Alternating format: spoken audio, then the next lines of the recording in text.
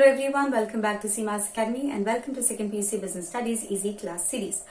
So we have started with the 8 marks questions for organizing chapter and this is going to be the last question for 8 marks question from organizing. Okay. So last video nalli ಏನು ಕಲ್ತಿದ್ದೇವೆ ನಾವು what is formal organization and what is the advantages disadvantages of formal organization ನಾವು ಕಲ್ತಿದ್ದೇವೆ ಅಲ್ವಾ. So quick ಆಗಿ ನೀವು points ಗಳನ್ನ ಅದನ್ನ ಬರ್ಕೊಂಡಿದ್ದೀರಾ ಅಂತ ಅನ್ಕೊಂಡಿದ್ದೇನೆ. So if you have written the points just pause the video and just revise whatever we have learned in the last class. Okay, now we are going to start with today's question, that is what is decentralization and explain its importance. So ಏನು decentralisation ಅಂತ ಹೇಳಿದ್ರೆ, ಮೊದಲು centralisation ಅಂತ ಹೇಳಿದ್ರೆ ಏನು ಅದನ್ನ ಹೇಳ್ತಾನೆ. Centralisation ಅಂತ ಹೇಳಿದ್ರೆ ಎಲ್ಲಾ ನಿರ್ಧಾರಗಳನ್ನ ಎಲ್ಲಾ ಆಕ್ಟಿವಿಟೀಸ್ ಗಳ ಎಲ್ಲ ಅಂದ್ರೆ ಒಂದು ಸಂಸ್ಥೆಗೆ ಸಂಬಂಧಪಟ್ಟಂತ ಎಲ್ಲಾ ನಿರ್ಧಾರ ಡಿಸಿಷನ್ಸ್ ಗಳನ್ನ ಟಾಪ್ ಮ್ಯಾನೇಜ್ಮೆಂಟೇ ತೆಗೆದುಕೊಳ್ಳುವಂತದ್ದು. ಓಕೆ, ಸೊ ಇದನ್ನ ಸೆಂಟ್ರಲೈಸೇಷನ್ ಅಂತ ಕರಿತೇವೆ, ಸೆಂಟ್ರಲೈಸ್ಡ್ ಆರ್ಗನೈಸೇಷನ್ ಅಂತ. ಇದಕ್ಕೆ ತದ್ವಿರುದ್ಧವಾಗಿರುವಂತದ್ದು decentralization. The dead opposite of centralization is decentralization. So decentralization ಅಲ್ಲಿ ಏನಿರ್ಬೋದು ಹೇಳಿ? ಎಸ್, ಐಡಿಯಾ ಬಂದಿರಬಹುದು ಈಗ ಅಲ್ವಾ. ಸೊ ಮ್ಯಾನೇಜ್ಮೆಂಟ್ ಏನ್ ಮಾಡುತ್ತೆ, ಟಾಪ್ ಮ್ಯಾನೇಜ್ಮೆಂಟ್ ಕೆಲಸಗಳನ್ನ ಡೆಲಿಗೇಟ್ ಕೂಡ ಮಾಡುತ್ತೆ.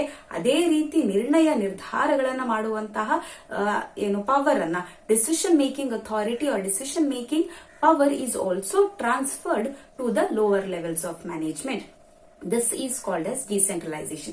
See, if you read the meaning, decentralization refers to a specific form of organization structure where there is delegation. Delegation ಅಂತ ಹೇಳಿದ್ರೆ ಕೆಲಸವನ್ನ ಅಥವಾ ಕೆಲಸದ ಬರ್ಡನ್ ಅನ್ನ ಕೆಳಗೆ ಟ್ರಾನ್ಸ್ಫರ್ ಮಾಡುವಂತದ್ದು.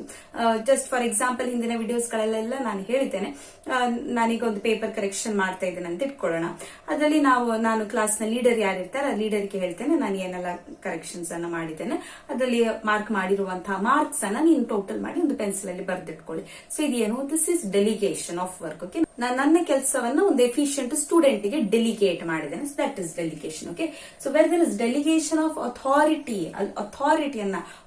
ಅಂತ ಹೇಳಿದಾಗ ಇಲ್ಲಿ ಡಿಸಿಷನ್ ಮೇಕಿಂಗ್ ಪವರ್ ಅನ್ನ ಕೂಡ ನಾವು ಕೊಡ್ತಾ ಇದ್ದೇವೆ to the lower levels by the top management to the middle and lower levels of management. So this is called decentralization. Okay, so I hope you understood what is the decentralization. Now importance ಏನು, what is the importance of decentralization? So you have 6 points here.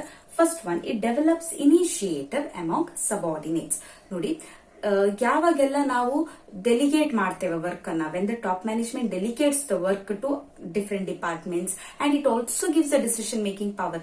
ಅದಕ್ಕೆ ಅನುಗುಣ ಆ department ಗೆ ಸಂಬಂಧಪಟ್ಟಂತೆ ಇರುವಂತಹ ಎಲ್ಲ ನಿರ್ಧಾರಗಳನ್ನ ಕೂಡ ನೀವೇ ತೆಗೆದುಕೊಳ್ಳಿ ಅನ್ನೋ ಒಂದು ಪವರ್ ಅನ್ನ, ಅಥಾರಿಟಿಯನ್ನ ಕೊಟ್ಟು ಬಿಟ್ಟಾಗ ಸಬಾರ್ಡಿನೇಟ್ಸ್ ಗಳಿಗೆ ಏನಾಗುತ್ತೆ, ಅವರ ಮನಸ್ಸಿನಲ್ಲಿ ಒಂದು ಕಾನ್ಫಿಡೆನ್ಸ್ ಕ್ರಿಯೇಟ್ ಆಗುತ್ತೆ ಅಲ್ವಾ.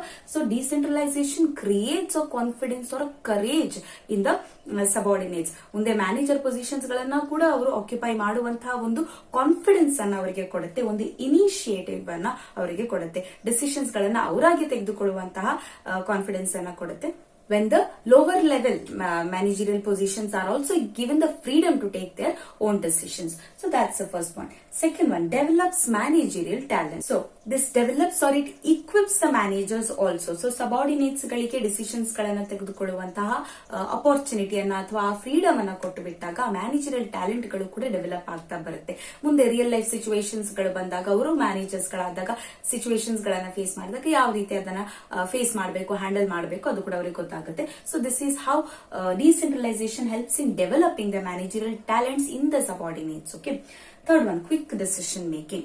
See here, ಸೆಂಟ್ರಲೈಸೇಷನ್ ಅಥಾರಿಟಿಯಲ್ಲಿ, ಸೆಂಟ್ರಲೈಸ್ಡ್ ಆರ್ಗನೈಸೇಷನ್ ಅಲ್ಲಿ ಏನಾಗುತ್ತೆ, ಎಲ್ಲಾ ನಿರ್ಧಾರಗಳನ್ನ ಟಾಪ್ ಮ್ಯಾನೇಜ್ಮೆಂಟ್ ತೆಗಿಬೇಕು. ಸೊ ಹಾಗಾಗಿ ಅಲ್ಲಿ ಡಿಲೇಸ್ ಗಳ ಆಗ್ತಾ ಇತ್ತು. ಆದ್ರೆ ಡಿಸೆಂಟ್ರಲೈಸ್ಡ್ ಆರ್ಗನೈಸೇಷನ್ ಅಲ್ಲಿ ಟಾಪ್ ಮ್ಯಾನೇಜ್ಮೆಂಟ್ ಏನ್ ಮಾಡಿದೆ, ಈ ಡಿಸಿಷನ್ ಮೇಕಿಂಗ್ ಪವರ್ ಅನ್ನ ಕೂಡ ಎಲ್ಲ ಡಿಪಾರ್ಟ್ಮೆಂಟ್ಸ್ ಗಳಿಗೆ ಡೆಲಿಗೇಟ್ ಮಾಡಿರೋದ್ರಿಂದ ಡಿಲೇಸ್ ಗಳು ಆಗೋದಿಲ್ಲ, ಡಿಸಿಷನ್ಸ್ ಗಳನ್ನ ಕ್ವಿಕ್ ಆಗಿ ಅವರು ತಗೊಳ್ಬಹುದು. ರೈಟ್.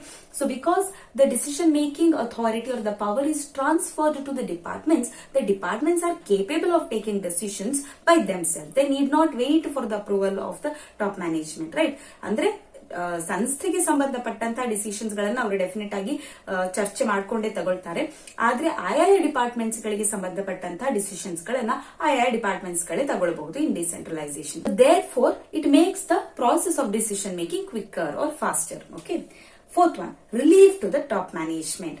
ಸಿ ಏನಾಗುತ್ತೆ ಅಂತ ಹೇಳಿದ್ರೆ, ಎಲ್ಲಾ ಡಿಪಾರ್ಟ್ಮೆಂಟ್ಸ್ ಗಳು ಎಲ್ಲಾ ಇವೆಂಟ್ಸ್ ಗಳನ್ನ, ಎಲ್ಲಾ ಆಕ್ಟಿವಿಟೀಸ್ ಗಳನ್ನ, ಎಲ್ಲಾ ಸಣ್ಣ ಸಣ್ಣ ಪ್ರಾಬ್ಲಮ್ ಗಳನ್ನ ಕೂಡ ಟಾಪ್ ಮ್ಯಾನೇಜ್ಮೆಂಟ್ ಗೆ ತಿಳಿಸುವಂತದ್ದು, ಅವರಿಂದ ಅಪ್ರೂವಲ್ ಅನ್ನ ಪಡೆದುಕೊಳ್ಳುವಂತದ್ದು, ನಂತರ ಅವರೇ ಡಿಸಿಷನ್ ಮಾಡಬೇಕು ಅಂತ ಕಾಯ್ತಾ ಕೂತ್ರೆ ಏನಾಗುತ್ತೆ ಅಂತ ಹೇಳಿದ್ರೆ ಟಾಪ್ ಮ್ಯಾನೇಜ್ಮೆಂಟ್ ಗೆ ಅದೊಂದು ಬರ್ಡನ್ ಕ್ರಿಯೇಟ್ ಆಗ್ತದೆ. ಸೊ ಈ ಡಿಸೆಂಟ್ರಲೈಸೇಷನ್ ಆಗಿರೋದ್ರಿಂದ there is a relief to the top management. ಯಾಕಂದ್ರೆ ಆಯಾ ಡಿಪಾರ್ಟ್ಮೆಂಟ್ ಗೆ ಸಂಬಂಧಪಟ್ಟಂತ ಡಿಸಿಷನ್ಸ್ ಗಳನ್ನ ಅವರೇ ತೆಗೆದುಕೊಳ್ತಾರಲ್ವಾ. So departments are taking their own decision. Therefore it relieves the top management from solving these small issues of the departments, and they can focus on the more broader challenges of the organization. So ದೊಡ್ಡ ಸಮಸ್ಯೆಗಳಿಗೆ ಮಾತ್ರ top management ಗಳು ತಮ್ಮ ಸಮಯವನ್ನ devote ಮಾಡ್ತಾರೆ, ತಮ್ಮ ಸಮಯವನ್ನ ಕೊಡ್ತಾರೆ. ಈ ಸಣ್ಣ ಡಿಪಾರ್ಟ್ಮೆಂಟಲ್ ಪ್ರಾಬ್ಲಮ್ಸ್ ಅಥವಾ ಡಿಸಿಷನ್ ಮೇಕಿಂಗ್ ಏನಿರುತ್ತೆ ಅದು ಡಿಪಾರ್ಟ್ಮೆಂಟ್ಸ್ ಗೆ ಬಿಟ್ಟು ಕೊಟ್ಟಿರೋದ್ರಿಂದ ಟಾಪ್ ಮ್ಯಾನೇಜ್ಮೆಂಟ್ ಗೆ ಒಂದು ರಿಲೀಫ್ ಸಿಗುತ್ತೆ. Okay, then facilitates growth. So because of decentralisation there is a healthy competition between the departments. So departments ಗಳೇ ಅವರವರ ನಿರ್ಧಾರಗಳನ್ನು ತೆಗೆದುಕೊಳ್ಳೋದ್ರಿಂದ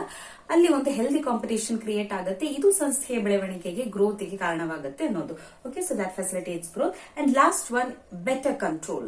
Here it is easy to control. There will be better control. Why? Because every department is responsible for its own decisions, for all of its activities. So ಇಲ್ಲಿ top management ನ ಯಾವುದೇ interference ಇರಲ್ಲ. ಅವರ ಆಯಾ departments ಅವರ activities ಗಳಿಗೆ, ಅವರ ನಿರ್ಧಾರಗಳಿಗೆ ಅವರೇ ರೆಸ್ಪಾನ್ಸಿಬಲ್ ಆಗಿರೋದ್ರಿಂದ ಇವ್ಯಾಲ್ಯೂಯೇಟ್ ಮಾಡೋದು, ಪರ್ಫಾರ್ಮೆನ್ಸ್ ಅನ್ನ, ಯಾವ ಡಿಪಾರ್ಟ್ಮೆಂಟ್ ಎಷ್ಟು ಒಳ್ಳೆ ಪರ್ಫಾರ್ಮ್ ಮಾಡಿದೆ ಅದನ್ನ ಇವ್ಯಾಲ್ಯೂಯೇಟ್ ಮಾಡೋದು, ಅನಲೈಸ್ ಮಾಡೋದು ಕೂಡ ಈಸಿ ಆಗುತ್ತೆ. So that is why it provides scope for better control in the organization. Okay, so these are the 6 importance of decentralization. Conclusion ಅಲ್ಲಿ ಏನ್ ಬರಿಬಹುದು ಅಂತ ಹೇಳಿದ್ರೆ, conclusion ಅಲ್ಲಿ you can write, see decentralization ಇರಬೇಕು, ಬಟ್ ತೀರಾ decentralization ಕೂಡ problem ಆಗಬಹುದು. ಯಾಕಂತ ಹೇಳಿದ್ರೆ ಎಲ್ಲಾ ಡಿಸಿಷನ್ ಮೇಕಿಂಗ್ ಅಥವಾ ಎಲ್ಲಾ ಪವರ್ ಗಳನ್ನ ಆ ಡಿಪಾರ್ಟ್ಮೆಂಟ್ಸ್ ಗೆ ಕೊಟ್ಟು ಬಿಟ್ರೆ ನಂತರ ಟಾಪ್ ಮ್ಯಾನೇಜ್ಮೆಂಟ್ ಅದರ ಅಸ್ತಿತ್ವ ಅಥವಾ ಅದರ ಪವರ್ ಅನ್ನ ಮುಂದೆ ಕಳೆದುಕೊಳ್ಬಹುದು ಅನ್ನೋ ಒಂದು ಭಯ ಕೂಡ ಇರುತ್ತೆ.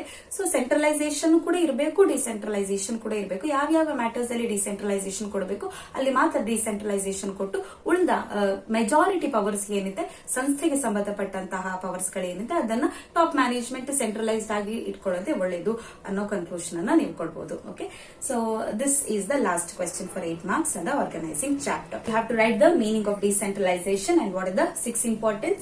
First one, develops initiative among subordinates. Second one, develops managerial talent.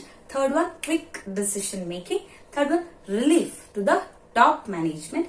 Fifth one, facilitates growth. Sixth one, better control. It's better to give a conclusion, as I said. Okay, so yes, that is all for today's video. I hope you are understanding the classes and finding this video series useful. And video series ಇಷ್ಟ ಆಗ್ತಿದೆ ಅಂತ ಹೇಳಿದ್ರೆ ವಿಡಿಯೋನ ದಯವಿಟ್ಟು like ಮಾಡಿ, ನಿಮ್ಮ friends ಜೊತೆ ಕೂಡ ಶೇರ್ ಮಾಡಿ, ಅಂಡ್ ಕಮೆಂಟ್ಸ್ ನಲ್ಲಿ ನನಗೆ ತಿಳಿಸಿ ನಿಮಗೆ ಕ್ಲಾಸಸ್ ಹೇಗೆ ಅನಿಸ್ತಾ ಇದೆ ಅಂತ ಹೇಳ್ಕೊಂಡು. Thanks for watching again. I'll see you in the next video with the next chapter, staffing. Till then, take care. Bye. Namaste.